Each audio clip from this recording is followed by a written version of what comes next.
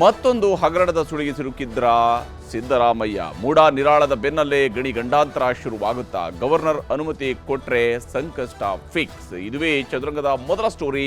ಸಿದ್ದುಗೆ ಗಣಿ ಸಂಕಷ್ಟ.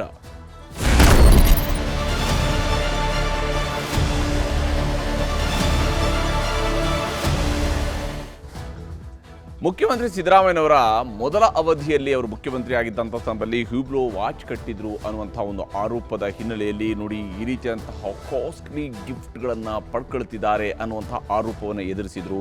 ಮಗನಿಗೆ ಸಂಬಂಧಪಟ್ಟಂತೆ ಒಂದು ಆರೋಪವನ್ನು ವಿಕ್ಟೋರಿಯಾ ಆಸ್ಪತ್ರೆಯಲ್ಲಿ ನಿರ್ಮಿಸೋದಕ್ಕೆ ಹೊರಟಿದ್ದಂತಹ ಲ್ಯಾಬ್ ವಿಚಾರದಲ್ಲಿ ಒಂದು ಆರೋಪ ಬಂದಿತ್ತು. ಆದರೆ ಎರಡನೇ ಅವಧಿಯಲ್ಲಿ ನೇರವಾಗಿ ಸಿದ್ದರಾಮಯ್ಯನವರನ್ನ ಸುತ್ತಕೊಳ್ತಿರುವಂಥದ್ದು ಒಂದಾದ ಮೇಲೊಂದು ಹಗರಣಗಳ ಆರೋಪಗಳು. ಮೂಡಾದಲ್ಲಿ ಹಗರಣ ನಡೆಸಿದ್ದಾರೆ. ಅಲ್ಲಿ 14 ಸೈಟ್ಗಳನ್ನು ತಮ್ಮ ಅಧಿಕಾರವನ್ನು ದುರುಪಯೋಗಪಡಿಸಿಕೊಂಡು ಒತ್ತಡವನ್ನು ಹೇರಿ ಪ್ರಭಾವವನ್ನು ಬೀರಿ 14 ಸೈಟ್ಗಳನ್ನು ತಮ್ಮ ಪತ್ನಿ ಹೆಸರಿಗೆ ಪಡ್ಕೊಂಡಿದ್ದಾರೆ ಅನ್ನುವಂತಹ ಒಂದು ಪ್ರಕರಣ.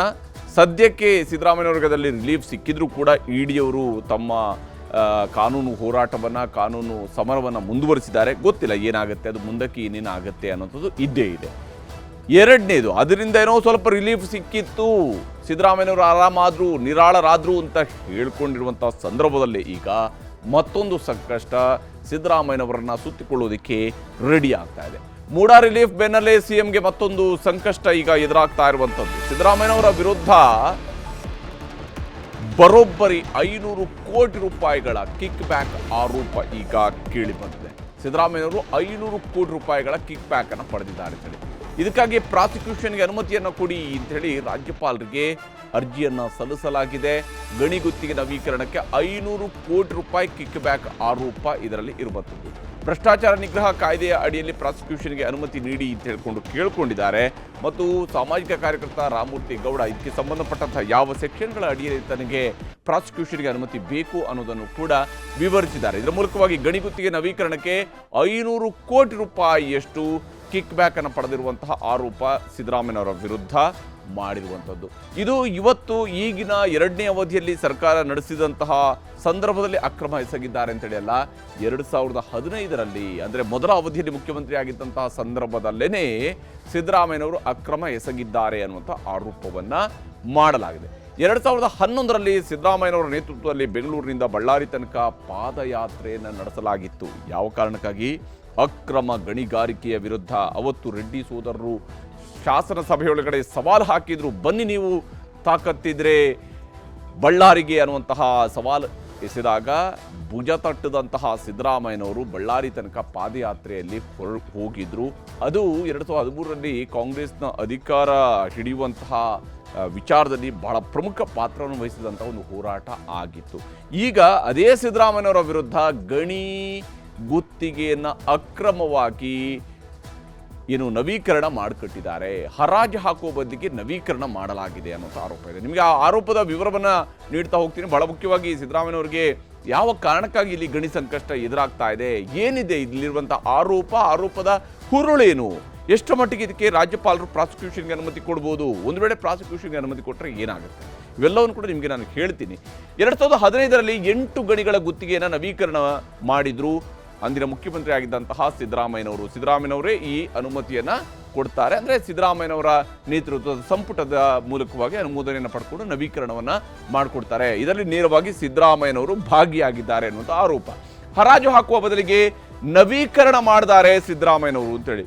ಅಂದರೆ ಆ 8 ಗಣಿ ಗುತ್ತಿಗೆಗಳನ್ನು ಹರಾಜು ಹಾಕೋದ್ರ ಬದಲಿಗೆ ಯಾರು ಆಲ್ರೆಡಿ ಅಲ್ಲಿ ಗಣಿಯನ್ನು ಮಾಡ್ತಾ ಇದ್ರು ಅವರಿಗೆ ನವೀಕರಣ ಮಾಡಿಕೊಟ್ಟಿದ್ದಾರೆ. ಹೀಗೆ ನವೀಕರಣ ಮಾಡಿಕೊಡೋದಕ್ಕಾಗಿ ಕಿಕ್ ಬ್ಯಾಕ್ ಅನ್ನು ಪಡೆದಿದ್ದಾರೆ. 2386 ಎಕರೆ ಭೂಮಿಯನ್ನ 8 ಕಂಪನಿಗಳಿಗೆ ಹಂಚಿಕೆ ಮಾಡಿದ್ದಾರೆ ಅನ್ನುವಂಥ ಆರೋಪ ಇಲ್ಲಿ ಸಿದ್ದರಾಮಯ್ಯನವರ ವಿರುದ್ಧ ಹೊರಿಸಲಾಗಿದೆ. 8 ಕಂಪನಿಗಳಿಗೆ, ಒಂದೆರಡಲ್ಲ 8 ಕಂಪನಿಗಳಿಗೆ ಬರೋಬ್ಬರಿ 2386 ಎಕರೆಯಷ್ಟು ಭೂಮಿಯನ್ನ ನವೀಕರಣಕ್ಕಾಗಿ, ಇಷ್ಟು ದೊಡ್ಡ ಭೂಮಿಯನ್ನ 2386 ಎಕರೆಯಷ್ಟು ಭೂಮಿಯನ್ನ ಗಣಿಗಾರಿಕೆ ಕೊಡೋದಕ್ಕಾಗಿ, ಆ ಲೈಸೆನ್ಸ್ ನವೀಕರಣಕ್ಕಾಗಿ 500 ಕೋಟಿ ರೂಪಾಯಿಯಷ್ಟು ಕಿಕ್ ಬ್ಯಾಕ್ ಅನ್ನು ಪಡೆದಿದ್ದಾರೆ ಅನ್ನುವಂಥ ಆರೋಪ ಇದೆ. ಇದು ಸಿದ್ದರಾಮಯ್ಯನವರ ವಿರುದ್ಧ ಇರುವಂಥ ಆರೋಪದಲ್ಲಿ ಬಹಳ ಮುಖ್ಯವಾದಂಥ ಅಂಶ ಏನಂತ ಹೇಳಿದ್ರೆ 500 ಕೋಟಿ ಕಿಕ್ ಬ್ಯಾಕ್ ಅನ್ನೋದನ್ನು 5,000 ಕೋಟಿ ರೂಪಾಯಿಯಷ್ಟು ಸರ್ಕಾರದ ಬೊಕ್ಕಸಕ್ಕೆ ನಷ್ಟ ಆಗ್ತಾ ಇತ್ತು. ನಷ್ಟ ಆಗಿದೆ ಇವರ ನಿರ್ಧಾರದಿಂದ ಅಂತ ಕೂಡ ಹೇಳಲಾಗಿದೆ. ಗಣಿ ಹಗರಣದಲ್ಲಿ ತನಿಖೆ ಎದುರಿಸ್ತಾ ಇದ್ದಂತಹ ಕಂಪನಿಗಳಿಗೂ ಕೂಡ, ಅಂದರೆ ಯಾವ ಕಂಪನಿಗಳು ಗಣಿ ಹಗರಣದ ಆರೋಪಗಳನ್ನು ಎದುರಿಸ್ತಾ ಇದ್ವು, ಯಾವ ಕಂಪನಿಗಳ ವಿರುದ್ಧ CBIನ ತನಿಖೆ ನಡೀತಾ ಇತ್ತು, ಯಾವ ಕಂಪನಿಗಳನ್ನು ಲೋಕಾಯುಕ್ತ ಅಕ್ರಮ ಗಣಿಗಾರಿಕೆಗೆ ಸಂಬಂಧಪಟ್ಟಂತಹ ವರದಿಯಲ್ಲಿ ಉಲ್ಲೇಖ ಮಾಡಿದ್ರು, ಅಂತಹ ಗಣಿಗಳಿಗೂ ಕೂಡ ಗುತ್ತಿಗೆಯನ್ನು ನವೀಕರಣ ಮಾಡಿಕೊಟ್ಟಿದ್ದಾರೆ. ಯಾರು ಆರೋಪವನ್ನು ಎದುರಿಸ್ತಾ ಇದ್ರು ಅದೇ ಕಂಪನಿಗಳಿಗೆ ಗಣಿ ನವೀಕರಣದಿಂದ ಸರ್ಕಾರಕ್ಕೆ 5,000 ಕೋಟಿ ರೂಪಾಯಿಯಷ್ಟು ನಷ್ಟ ಆಗಿದೆ ಅನ್ನುವಂಥ ಅಂದಾಜು ಮಾಡಲಾಗಿದೆ. ಅಂದರೆ 5,000 ಕೋಟಿ ರೂಪಾಯಿಯಷ್ಟು ನಷ್ಟ ಆಗುತ್ತೆ ಅನ್ನುವಂತಹ ಕಾರಣಕ್ಕಾಗಿ, ಅಥವಾ ತಾವು ಅದನ್ನು ಕಟ್ಟಬೇಕಾಗುತ್ತೆ ಅಂತ ಹೇಳುವ ಕಾರಣಕ್ಕಾಗಿ ಅದರ 10% ಹಣವನ್ನು 500 ಕೋಟಿ ರೂಪಾಯಿಯನ್ನು ಮುಖ್ಯಮಂತ್ರಿಯವರಿಗೆ ಕೊಟ್ಟಿದ್ದಾರೆ ಅನ್ನುವಂತಹ ಆರೋಪವನ್ನು ಇಲ್ಲಿ ಹೊರಸಲಾಗಿದೆ. ಭ್ರಷ್ಟಾಚಾರ ನಿಗ್ರಹ ಕಾಯ್ದೆ ಅಡಿಯಲ್ಲಿ ಪ್ರಾಸಿಕ್ಯೂಷನ್ಗೆ ಅನುಮತಿಗೂ ಕೂಡ ಮನವಿಯನ್ನು ಕೇಳಿಕೊಳ್ಳಲಾಗಿದೆ. ಇಲ್ಲಿ ಸಿದ್ದರಾಮಯ್ಯನವರ ಪಾತ್ರ ಹೇಗಿದೆ, ಯಾವ ಸ್ವರೂಪದಲ್ಲಿ ಅವರ ಇನ್ವಾಲ್ವ್ಮೆಂಟ್ ಇದೆ ಅನ್ನುವಂಥದ್ರ ಬಗ್ಗಿನ ಡೀಟೇಲ್ಸ್ ಇನ್ನಷ್ಟೇ ಸಿಗಬೇಕಾಗಿದೆ.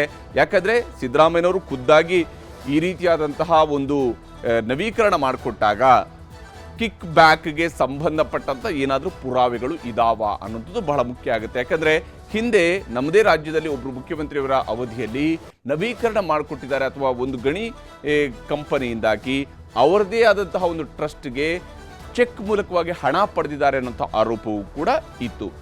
ಆ ಸ್ವರೂಪದಲ್ಲಿ ಏನಾದರೂ ಸಿದ್ದರಾಮಯ್ಯನವರಿಗೆ ಕಿಕ್ ಬ್ಯಾಕ್ ಹಣ ಬಂದಿದೆಯಾ, 500 ಕೋಟಿ ರೂಪಾಯಿಯಷ್ಟು ಹಣ ಅನ್ನುವಂಥದ್ದು ಕೂಡ ನೋಡಬೇಕಿದೆ. ಭ್ರಷ್ಟಾಚಾರ ನಿಗ್ರಹ ಕಾಯ್ದೆ 1988ರ ಸೆಕ್ಷನ್ 7, 9, 11, 12 ಮತ್ತು 15ರ ಅಡಿಯಲ್ಲಿ ಅನುಮತಿಗೆ ಮನವಿಯನ್ನು ಮಾಡಿಕೊಳ್ಳಲಾಗಿದೆ. ವಿವಿಧ ಸೆಕ್ಷನ್ಗಳನ್ನು ಹೆಸರಿಸಿದ್ದಾರೆ. ಇದರ ಪ್ರಕಾರವಾಗಿ ಭ್ರಷ್ಟಾಚಾರ ನಡೆದಿದೆ, ಸಿದ್ದರಾಮಯ್ಯನವರ ಅವಧಿಯಲ್ಲಿ ಸಿದ್ದರಾಮಯ್ಯನವರು ಮುಖ್ಯಮಂತ್ರಿಯಾಗಿ ಅಕ್ರಮವಾಗಿ ಅನುಮತಿಯನ್ನು ಕೊಟ್ಟಿದ್ದಾರೆ, ನವೀಕರಣಕ್ಕೆ ಆಸ್ಪದ ಮಾಡಿಕೊಟ್ಟಿದ್ದಾರೆ ಅನ್ನುವಂಥ ಆರೋಪವನ್ನು ಹೊರಿಸಲಾಗಿದೆ. ಹಾಗಾದರೆ ಈ ಗಣಿಗಳಿಗೆ ಲೈಸೆನ್ಸ್ ಕೊಡುವಂಥದ್ದಕ್ಕೆ ಅಥವಾ ಲೈಸೆನ್ಸ್ ನವೀಕರಣಕ್ಕೆ ಅವಕಾಶ ಇದೆಯಾ, ಗಣಿಗೆ ಸಂಬಂಧಪಟ್ಟಂಥ ಕಾನೂನು ಏನು ಹೇಳುತ್ತೆ ಅನ್ನೋದನ್ನು ನಾವಿಲ್ಲಿ ಗಮನಿಸಬೇಕು. ಬಹಳ ಮುಖ್ಯವಾಗಿ ನಿಯಮದ ಪ್ರಕಾರವಾಗಿ ಹೋದರೆ ಗಣಿ ಹಂಚಿಕೆ ಹರಾಜಿನ ಮೂಲಕ ಆಗಬೇಕು. ಗಣಿಗಳ ಹಂಚಿಕೆಯನ್ನು ಮಾಡುವಂಥದ್ದು ಹರಾಜಿನ ಮೂಲಕ ಆಗಬೇಕು. ಆದರೆ ಹರಾಜು ಬದಲು ನವೀಕರಣ ಮಾಡಿದ್ದಾರೆ ಅನ್ನುವಂಥದ್ದು ಸಿದ್ದರಾಮಯ್ಯನವರ ವಿರುದ್ಧದ ಆರೋಪ. ಆದರೆ ಎಲ್ಲ ಗಣಿಗಳನ್ನು ಕೂಡ, ಆಲ್ರೆಡಿ ಎಕ್ಸಿಸ್ಟಿಂಗ್ ಗಣಿ ಇರುವಂತಹ ಪ್ರದೇಶವನ್ನು ಕೂಡ ಹರಾಜು ಹಾಕಬೇಕಾ, ಅಥವಾ ಅದನ್ನು ನವೀಕರಣ ಮಾಡಿಕೊಡಬಹುದಾ ಅನ್ನುವಂಥ ಪ್ರಶ್ನೆ ಇದ್ದೇ ಇದೆ. ಇನ್ನು ಹರಾಜು ಪ್ರಕ್ರಿಯೆಗೆ ಕೇಂದ್ರದ ಸುಗ್ರೀವಾಜ್ಞೆಯೂ ಕೂಡ ಇದೆ. ಹರಾಜು ಹೇಗೆ ನಡಿಬೇಕು, ಯಾವುದಕ್ಕೆಲ್ಲ ನಡಿಬೇಕು ಅನ್ನೋದ್ರ ಬಗ್ಗೆ ಕೇಂದ್ರದ ಸುಗ್ರೀವಾಜ್ಞೆ ಇದೆ, ಕೇಂದ್ರದ ಕಾನೂನು ಕೂಡ ಇದೆ, ಅದು ನಂತರ ಕಾನೂನಾಗಿ ರೂಪುಗೊಂಡಿದೆ. ಕೇಂದ್ರದ ನಿಯಮವನ್ನು ಮೀರಿ ಅಧಿಕಾರದ ಚಲಾವಣೆ ಮಾಡಿದ್ದಾರೆ ಅನ್ನುವಂಥ ಆರೋಪ ಸಿದ್ದರಾಮಯ್ಯನವರ ವಿರುದ್ಧ ಇರುವಂಥದ್ದು. ಕೇಂದ್ರದ ನಿಯಮವನ್ನು ಗಾಳಿಗೆ ತೂರಿದ್ದಾರೆ ಅಂತ ಹೇಳಿ ಅಕ್ರಮ ಗಣಿಗಾರಿಕೆ ನಡೆಸುವಂತಹ ಕಂಪನಿಗಳಿಗೆ ಬ್ರೇಕ್ ಹಾಕಬೇಕು. ಅಂದರೆ ಯಾವ ಕಂಪನಿಗಳ ವಿರುದ್ಧ ಆರೋಪಗಳಿದಾವೋ, ಯಾರು ಅಕ್ರಮದ ತನಿಖೆಯನ್ನು ಎದುರಿಸ್ತಾ ಇದ್ದಾರೋ ಅಂಥವ್ರಿಗೆ ಗಣಿ ಹಂಚಿಕೆಯನ್ನು ಮಾಡಬಾರ್ದು, ಅಥವಾ ಹೊಸದಾಗಿ ಅವರಿಗೆ ಗಣಿ ಹಂಚಿಕೆ ಸಿಗಬಾರದು ಅಂತೇಳಿ. ಆದರೆ CBI ತನಿಖೆ ನಡೆಸ್ತಾ ಇದ್ದಂತಹ ಕಂಪನಿಗಳಿಗೂ ಕೂಡ ಸಿದ್ದರಾಮಯ್ಯನವರು ಅವತ್ತು ಮಣೆ ಹಾಕಿದ್ದಾರೆ ಅನ್ನುವಂಥ ಆರೋಪ. ಇದು ಬಹಳ ಗಂಭೀರವಾಗಿರತಕ್ಕಂತಹ ಅಂಶ. ನಾವು ಈ ಅಂಶವನ್ನು ಇಲ್ಲಿ ಗಮನಿಸಬೇಕಾಗಿರುವಂಥದ್ದು. CBI ತನಿಖೆ ನಡೆಸ್ತಾ ಇದ್ದಂತಹ ಕಂಪನಿಗಳಿಗೂ ಕೂಡ ಇವರು ಗಣಿ ಗುತ್ತಿಗೆಯನ್ನು ನವೀಕರಣ ಮಾಡಿ ಕೊಟ್ಟಿದ್ದಾರೆ ಅಂತ ಹೇಳಿ. ಹರಾಜು ಹಾಕಿದ್ದರೆ ಸಾವಿರಾರು ಕೋಟಿ ರೂಪಾಯಿಯಷ್ಟು ಆದಾಯ ಬರ್ತಾ ಇತ್ತು ಅನ್ನುವಂಥದ್ದು ನಿಯಮಗಳ ಪ್ರಕಾರವಾಗಿ ಹೋಗಿ ಇವರೇನಾದರೂ ಹರಾಜು ಹಾಕಿದ್ದಿರ್ತಿದ್ರೆ ರಾಜ್ಯ ಸರ್ಕಾರಕ್ಕೆ ಸರಿಸುಮಾರು ಅಂದಾಜು 5,000 ಕೋಟಿ ರೂಪಾಯಿ ಅಥವಾ ಅದಕ್ಕಿಂತ ಜಾಸ್ತಿ ಆದಾಯ ಬರಬಹುದಾಗಿತ್ತು. ಆದರೆ ರಾಜಧನ ಖೋತ ಆಗಿ ಖಜಾನೆಗೆ ನಷ್ಟ ಆಗಿದೆ ಅನ್ನುವಂಥದ್ದು ಸಿದ್ದರಾಮಯ್ಯನವರ ವಿರುದ್ಧ ಇರುವಂತಹ ಆರೋಪ. ಸಿದ್ದರಾಮಯ್ಯನವರ ನಿರ್ಧಾರದಿಂದಾಗಿ ಸರ್ಕಾರಕ್ಕೆ ಬರಬೇಕಾಗಿದ್ದಂತಹ ರಾಯಲ್ಟಿಯಲ್ಲಿ ಕುಂಠಿತ ಆಗಿದೆ. ಜಮೀನು ನೀಡುವಾಗ ನಿಯಮ ಪಾಲನೆ ಕಡ್ಡಾಯವಾಗಿತ್ತು. ಈ ರೀತಿಯಾಗಿ ಜಮೀನನ್ನು ಕೊಡುವಾಗ ಅಥವಾ ನವೀಕರಣ ಮಾಡುವಾಗ ನಿಯಮಗಳ ಪಾಲನೆ ಮಾಡುವಂಥ ಕಡ್ಡಾಯ ಆಗಿತ್ತು. ಆದರೆ ಕಪ್ಪು ಪಟ್ಟಿಯಲ್ಲಿ ಸೇರಿದಂತಹ ಕಂಪನಿಗಳಿಗೂ ಕೂಡ ಜಮೀನು ಮಂಜೂರು ಮಾಡಿಕೊಟ್ಟಿದ್ದಾರೆ ಸಿದ್ದರಾಮಯ್ಯನವರು ಅನ್ನುವಂತಹ ಆರೋಪವನ್ನು ಇಲ್ಲಿ ದೂರುದಾರರು ಹೊರಿಸಿದ್ದಾರೆ ಸಿದ್ದರಾಮಯ್ಯನವರ ವಿರುದ್ಧ. ಸಿದ್ದರಾಮಯ್ಯನವರು ಈ ರೀತಿಯಾಗಿ ಕಾನೂನನ್ನು ಗಾಳಿಗೆ ತೂರಿದ್ದಾರೆ ಅನ್ನುವಂಥ ಅಂಶವನ್ನು ಉಲ್ಲೇಖ ಮಾಡಲಾಗಿದೆ. ಹಾಗಾದರೆ ಯಾವ್ಯಾವ ಕಂಪನಿಗಳಿಗೆ ಇಲ್ಲಿ ಸಿದ್ದರಾಮಯ್ಯನವರು ನವೀಕರಣ ಮಾಡಿಕೊಟ್ಟಿದ್ದಾರೆ ಅನ್ನೋಂಥವನ್ನು ನೋಡ್ತಾ ಹೋದರೆ, ತುಮಕೂರು ಮಿನರಲ್ಸ್ ಅನ್ನುವಂತಹ ಕಂಪನಿಗೆ 161.87 ಎಕರೆಯಷ್ಟು ಜಮೀನನ್ನು ನವೀಕರಣ ಮಾಡಿಸ್ಕೊಟ್ಟಿದ್ದಾರೆ ಅನ್ನುವಂತಹ ಆಪಾದನೆ ಇದೆ ತುಮಕೂರು ಮಿನರಲ್ಸ್ಗೆ. ಹಾಗೆಯೇ ವೆಸ್ಕೋ ಅನ್ನುವಂತಹ ಕಂಪನಿಗೆ 46.55 ಎಕರೆಯಷ್ಟು 46.5 ಎಕರೆಯಷ್ಟು ಜಮೀನನ್ನು ಏನು ನವೀಕರಣ ಮಾಡಿಕೊಟ್ಟಿದ್ದಾರೆ ಅನ್ನುವಂತಹ ಆರೋಪ ಇದೆ.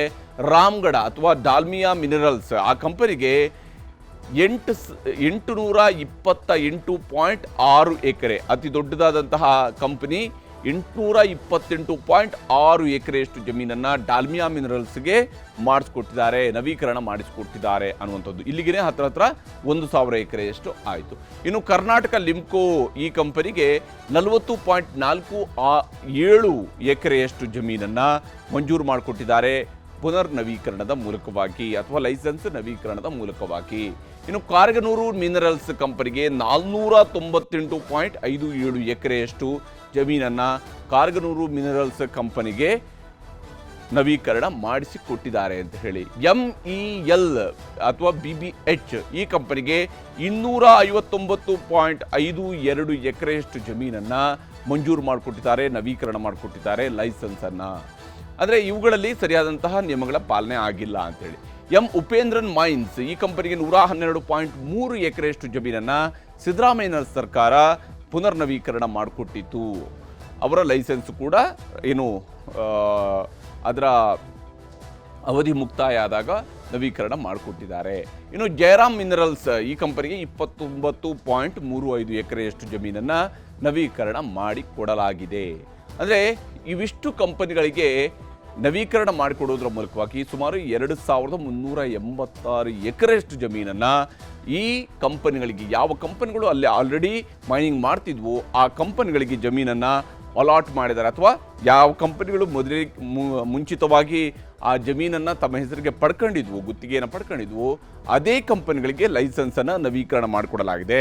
ಲೈಸೆನ್ಸ್ ನವೀಕರಣದ ಸಂದರ್ಭದಲ್ಲಿ ಕಂಪನಿಗಳ ಕಾರ್ಯನಿರ್ವಹಣೆಯ ಬಗ್ಗೆ ಸರ್ಕಾರ ಅಧ್ಯಯನ ನಡೆಸು ಅಥವಾ ಅವರು ಕಪ್ಪುಪಟ್ಟಿ ಇದ್ದಾರಾ ಇಲ್ಲೋ ಅನ್ನೋಂಥ ನೋಡುವಂಥದ್ದಾಗಲಿ ಮಾಡಲಿಲ್ಲ ಅಂತೇಳಿ ಈ ಗಂಭೀರ ಆಪಾದನೆಯನ್ನು ಸಿದ್ದರಾಮಯ್ಯನವರ ವಿರುದ್ಧ ಹೊರಿಸಲಾಗಿದೆ. ಆದರೆ ಯಾವ ಆರೋಪವನ್ನು ಮಾಡಿದಾರೋ ಅದು ನಿಜಕ್ಕೂ ಕೂಡ ಕಿಕ್ ಬ್ಯಾಕ್ ಆಗಿ ಸಿದ್ದರಾಮಯ್ಯನವ್ರಿಗೆ ತಲುಪಿದೆ ಅನ್ನೋಂಥದ್ದನ್ನು ಕೊಡುವಂಥದ್ದಕ್ಕೆ ಯಾವ ಪುರಾವೆಗಳನ್ನು ಒದಗಿಸ್ತಾರೆ ಅಂತ ಕೂಡ ನೋಡಬೇಕು.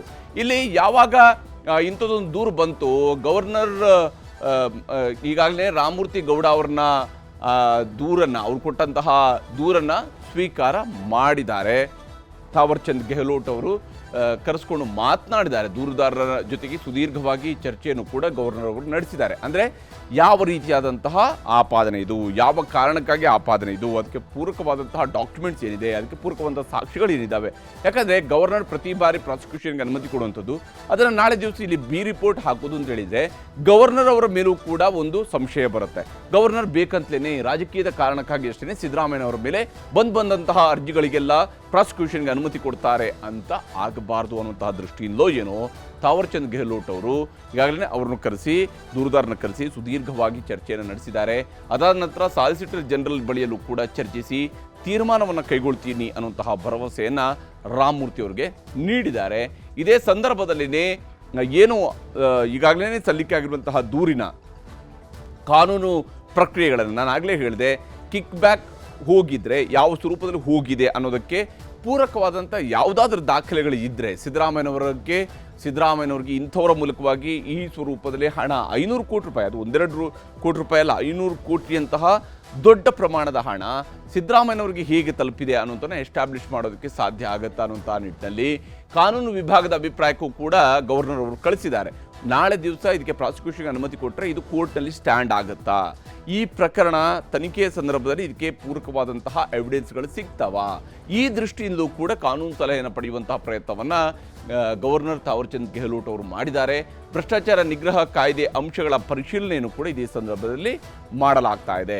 ಯಾವ ಅಂಶಗಳ ಆಧಾರದ ಮೇಲೆ ಇದು ಪ್ರಾಸಿಕ್ಯೂಷನ್ಗೆ ಅನುಮತಿ ಕೊಡಬಹುದಾಗಿರುವಂಥ ಪ್ರಕರಣ ಅನ್ನುವಂಥದ್ದರ ಗಂಭೀರ ಪರಿಶೀಲನೆಯನ್ನು ಥಾವರ್ಚಂದ್ ಗೆಹ್ಲೋಟ್ ಅವರು ಮಾಡ್ತಾ ಇದ್ದಾರೆ.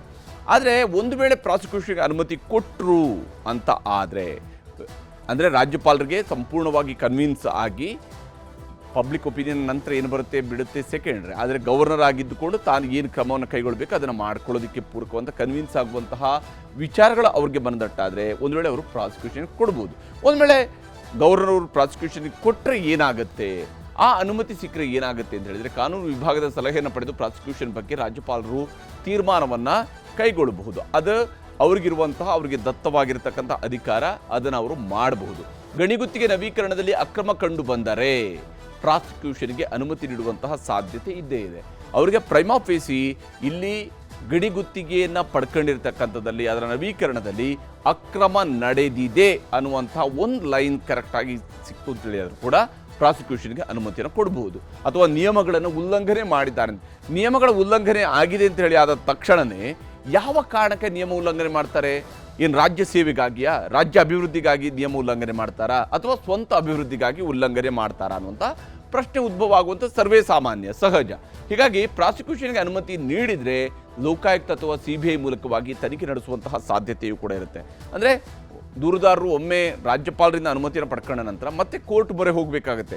ಕೋರ್ಟ್ ಮೂಲಕವಾಗಿ ಡೈರೆಕ್ಷನನ್ನು ಪಡ್ಕೊಳ್ಬೇಕು, ಅವರು ಜನಪ್ರತಿನಿಧಿಗಳ ನ್ಯಾಯಾಲಯದ ಮೂಲಕವಾಗಿ ಡೈರೆಕ್ಷನ್ ಪಡ್ಕೊಳ್ಬೇಕು, ಇಂಥ ಪ್ರಕರಣವನ್ನು ಇಂಥವರ ವಿರುದ್ಧ ದಾಖಲಿಸಬೇಕು ಅನ್ನುವಂಥದ್ರ ಬಗ್ಗೆ ಅವರು ಮನವಿಯನ್ನು ಮಾಡ್ಕೊಳ್ಬೋದು. ಸಿದ್ದರಾಮಯ್ಯ ವಿರುದ್ಧ FIR ದಾಖಲಿಸಿ ಗಣಿಗುತ್ತಿಗೆ ನವೀಕರಣ ಸಂಬಂಧ ತನಿಖೆಯ ನಿರೀಕ್ಷೆಯೂ ಕೂಡ ಇಟ್ಕೊಂಡಿದ್ದಾರೆ ಇಲ್ಲಿ ದೂರುದಾರರು. ಸಿದ್ದರಾಮಯ್ಯನವರ ವಿರುದ್ಧ FIR ಅನ್ನು ದಾಖಲಿಸಿ ಗಣಿಗುತ್ತಿಗೆನ ಬಗ್ಗೆ ತನಿಖೆ ನಡೆಸಬೇಕು ಅಂತ ಹೇಳಿ. FIR ದಾಖಲಾದರೆ ಮತ್ತೆ ಹೆಚ್ಚಾಗಲಿದೆ CM ರಾಜೀನಾಮೆಗೆ ಒತ್ತಡ. ಆದರೆ ಸಿದ್ದರಾಮಯ್ಯನವ್ರಿಗೆ ಆಲ್ರೆಡಿ FIR ದಾಖಲಾಗಿರುವಂಥ ಇತಿಹಾಸ ಇದ್ದೇ ಇದೆ. ಮೂಢ ಪ್ರಕರಣದಲ್ಲಿ ಅವ್ರನ್ನ A1 ಅಂತೇಳಿ ಗುರುತಿಸಲಾಗಿತ್ತು. ಹೀಗಾಗಿ ಈಗಲೂ ಕೂಡ ಎರಡನೇ FIR, ಈಗ ಮೊದಲ FIR ಆದಾಗ ಬಹಳ ದೊಡ್ಡದಾದಂತಹ ಮುಜುಗರ ಇರುತ್ತೆ, ಬಹಳ ದೊಡ್ಡದಾದಂತಹ ಒತ್ತಡ ಇರುತ್ತೆ. ಎರಡನೇ FIR ಆದಾಗ ಅದನ್ನು ಅಷ್ಟು ಮುಜುಗರವಾಗಿ ಸಿದ್ದರಾಮಯ್ಯನವರು ಸ್ವೀಕರಿಸ್ತಾರ ಅಥವಾ ಸಹಜ ನೋಡೋಣ ಬಿಡಿ, ಹೆಂಗೂ ರಾಜಕೀಯದ FIR ಅಂತ ಹೇಳ್ಕೊಂಡು ತಿರುಗಾಡಿದರೆ ಸಾಕು ಅನ್ನುವ ರೀತಿಯಲ್ಲೂ ತೆಗೆದುಕೊಳ್ಬೋದು. ಆದರೆ ಅವ್ರು ಏನೇ ತೆಗೆದುಕೊಂಡ್ರು ಅವರ ವಿರುದ್ಧದ ರಾಜಕೀಯದ ಒತ್ತಡ ಜಾಸ್ತಿ ಆಗುತ್ತೆ, ರಾಜೀನಾಮೆಗೆ ಒತ್ತಡವೂ ಕೂಡ ಜಾಸ್ತಿ ಆಗುತ್ತೆ. ಹೀಗಾಗಿ ಸಿದ್ದರಾಮಯ್ಯನವರು ಸದ್ಯಕ್ಕಂತೂ ಗಣಿ ಸಂಕಷ್ಟದಲ್ಲಿ ಸಿಲುಕಿದ್ದಾರೆ. ಯಾವ ಅಕ್ರಮ ಗಣಿಗಾರಿಕೆ ವಿರುದ್ಧ ದೊಡ್ಡ ಹೋರಾಟವನ್ನು ರೂಪಿಸಿದ್ರು, ಯಾರು ಬೆಂಗಳೂರಿನಿಂದ ಬಳ್ಳಾರಿ ತನಕ ಪಾದಯಾತ್ರೆ ನಡೆಸಿದ್ರು, ಯಾರು ಬಹಳ ಆರ್ಭಟಿಸಿದ್ರು, ಬಳ್ಳಾರಿಯ ಗ್ರೌಂಡ್ನಲ್ಲಿ ಮೈದಾನದಲ್ಲಿ ನಿಂತು ಆರ್ಭಟಿಸಿದ್ರು ಅಕ್ರಮ ಗಣಿಗಾರಿಕೆಯ ವಿರುದ್ಧ, ಅವರೇ ಈಗ ಗಣಿ ಗುತ್ತಿಗೆ ನವೀಕರಣದ ಆರೋಪವನ್ನು ಎದುರಿಸ್ತಾ ಇದ್ದಾರೆ. ಯಾವ ಸ್ವರೂಪದಲ್ಲಿ ಗವರ್ನರ್ ಇದನ್ನು ಮುಂದಕ್ಕೆ ತೆಗೆದುಕೊಂಡು ಹೋಗ್ತಾರೆ ಅನ್ನುವಂಥದ್ದಷ್ಟೇ ಈಗ ನಮ್ಮ ಮುಂದಿರುವಂತಹ ಕುತೂಹಲ. ಇನ್ನು ಎರಡನೇ ಸುದ್ದಿ ಕಡೆಗೆ ಹೋಗೋಣ. ಬೆಲೆ ಏರಿಕೆ ಪ್ರತಿಭಟನೆಗೂ ಪೈಪೋಟಿ, ಬೀದಿಗಿಳಿದಿರುವಾಗಲೇ ಬೆಲೆ ಏರಿಕೆಯ ಬರೆ.